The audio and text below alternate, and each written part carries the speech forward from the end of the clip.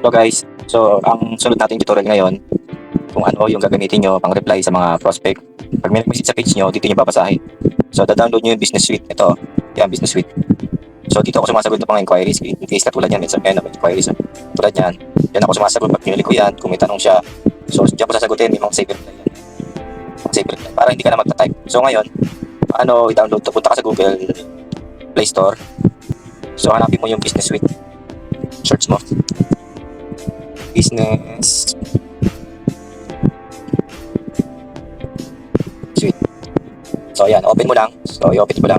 Pag wala pa kayo nito, nakalagay doon download. So ayan yung mga inquiries ko. Yan. Mga inquiries. So makita nyo. Ida-download nyo lang siya.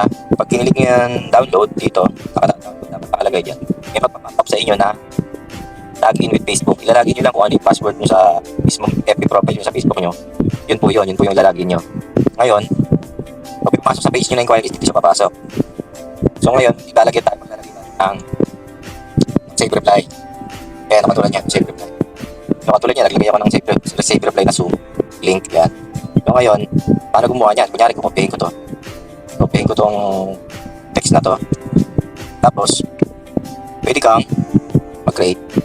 Kunyari, Zoom.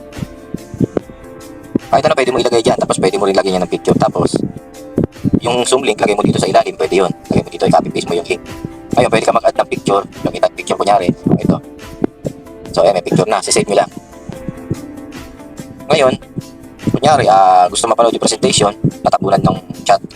So, meron ako dito naka-record, nakasave. Pag pinilik nyo yan, once presentation, ayan yung link sa ilalim. I-click nyo lang itong send. Masisend na yan. So, dito, ang purpose, hindi ka type ng type. Napapagod. So, sa computer, nako-customize yan. Hello, Sir Ronnie. So, dito kasi sa laptop, di siya nako-customize na nalagyan ng pangalan. So, parang ano lang siya. Like lang siya. Di siya nako-customize ng pangalan. Parang ganyan lang siya. Ayun, hello po, nag-request ako. Pwede po ba tayo if you want? JM Tabaro. Diba? Ganyan. Yun yung save reply. Tapos pwede nyo edit yan para mag-edit. Click nyo lang yung message. Okay, i-hold nyo. Yan, ito call messenger. I-hold nyo. Edit. So, ayan. Tapos lagay nyo dito yung link ng messenger nyo or Facebook para makausap nyo yung prospect ma-message kayo. Tapos save nyo lang. So, kung may dadagdag kayo, ganoon lang din. Hold, edit. Tapos magdagdag kayo dito ng gusto nyo sabihin. Kunyari, hitay ko. Hitay kita. Hitay kita now. Hitay kita now. Call sa'yo. So, ganun lang. So, hindi ko na ilalagay yan. Yan, na-edit nyo na. Save nyo lang. I-click nyo lang sa taas, save. So, pag marami kayong Facebook page, lalabas din dyan yung maraming Facebook page nyo.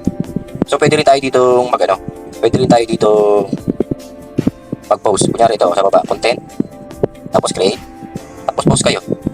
Picture. Tapos kunin nyo yung hello guys. Pinopen yung so, ganun lang. Tapos next lang, next. Tapos publish. Papunta na yan sa FB page nyo. So, ito. Start ko lang. So, content. Pag nasa home kayo, content. Create sa taas. Tapos nandiyan, makikita nyo may mga comment. So, FB page din yan.